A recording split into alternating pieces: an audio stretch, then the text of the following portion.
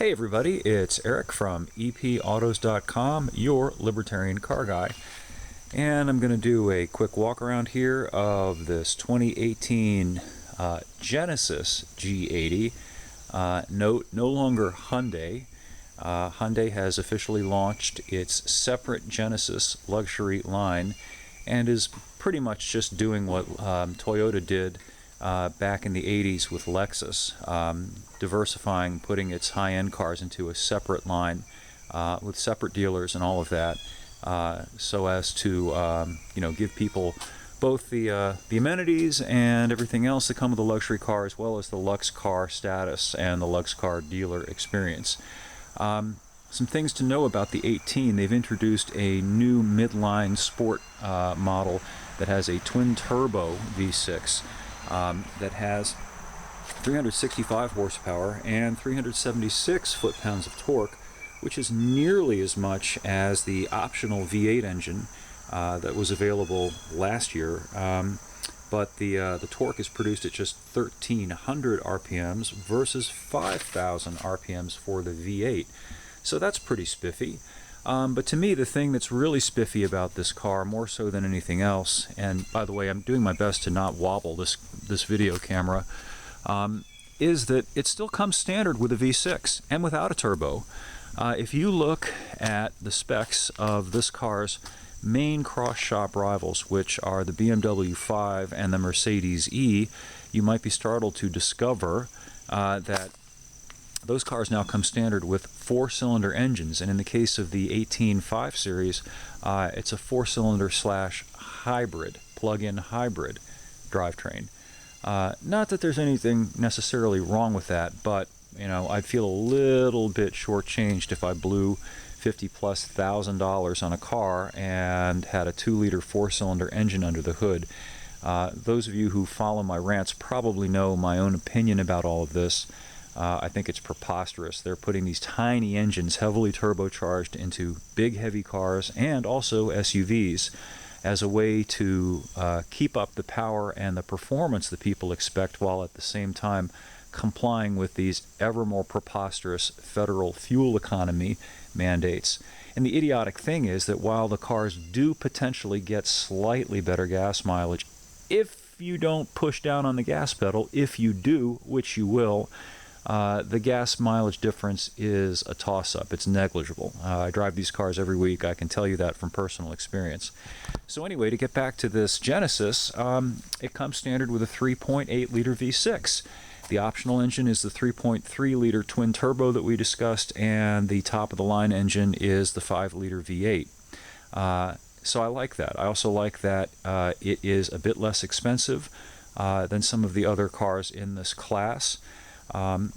And moreover, and this is personal and subjective, but I like the fact that Hyundai, Genesis, has emphasized luxury more so than sportiness, despite that mid-trim twin-turbo option that is now available. This car really is more about being plush and about being quiet and soft. Some of you may have read my review of the new Lincoln Continental a couple of weeks back and seen the video I did of that. And this is analogous to that. It's got plenty of power in a straight line. It'll run regardless of which engine you pick. They're all really speedy. Some of these cars are incredibly speedy, given that this is nearly 5,000 pounds of steel and glass. And these cars run to 60 in about 6 seconds or even quicker, which is quicker than almost all the V8 muscle cars of the old days. So anyway, there's no issue with that. And as far as this cornering nonsense, and it is nonsense, some of my colleagues in the car press obsess about this stuff, and I think it's part of the reason why the car industry has kind of gone batshit over the top with this emphasis on handling. I mean, what do we mean by handling? These cars all handle perfectly well, meaning they go around a corner without the hubcaps flying off. Cars don't even have hubcaps anymore. They've got these big 18 and 19-inch wheels. And I assure you that unless you're a professional race car driver and you're operating at the speeds that professional race car drivers drive at, you'll never approach the handling limits, the traction limits, the grip limits of any new car, unless you're driving like a complete maniac and you have the skills to do it, which most people don't. So there's that. So a lot of it is just about image and talking rights, and it's counterproductive because the ride suffers. A lot of these cars are trying to be two things at the same time, hence the designation luxury sport. But those two things are really in conflict with one another. Either a car is luxurious or it's sporty. If it tries to be both things, both those things are going to be compromised. The sportiness necessarily compromises the luxury necessarily compromises the sportiness. This car, even though they don't say it in the press kits and they don't put it out there in the marketing materials, really is more just about comfort, about being a comfortable car. And it's a nice, comfortable car.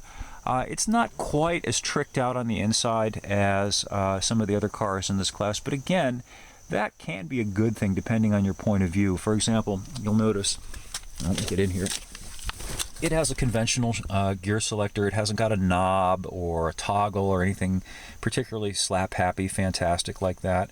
It's got a relatively straightforward mouse-type input for the flat screen display. I'll turn it on so you can see it. Confirm for safety. But, I mean, it's a nice bright screen. It is perfectly legible. Hang on, let me close the door here. So you can see the instrument cluster. And it's got a nice LCD type gauge cluster. You know, it's not quite as Star Trek type panel of glass fancy as some of the other cars in this class, but again, that's fine for a car that you're going to have for 2 or 3 years as a lease and then get rid of it. But God, I wouldn't want to have one of those things after 5 or 6 years when that Star Trek flat screen thing fails, which it probably will. So there's that. One criticism that I will throw at these cars, and this isn't necessarily directed at just this car, because actually the Hyundai is, the Genesis is a bit better than some of the other cars in this class. The rear seat legroom for such big cars, and these are really, I mean, technically this is a mid-sized car, but it's really close to being a full-sized car. The back seats are not particularly capacious. They're okay. There's about 36 inches back there. But for such a big car, it's really not all that fantastic. If you go look at a Toyota Avalon, let's say, which is, you know, easily $20,000 less than any of the cars in this class, you'll find a bit more room in the back seat. And that has to do with the fact, of course, that these cars are built on a rear-wheel drive layout. So, you know, the packaging isn't as optimal for interior room. The engine's mounted front to back instead of sideways, transversely as they call it in the business. You've got a drivetrain hump for the prop shaft that goes longitudinally through the car, and so that's the reason for that. But all in all, I think it's a really attractive car. It's a very nicely priced car.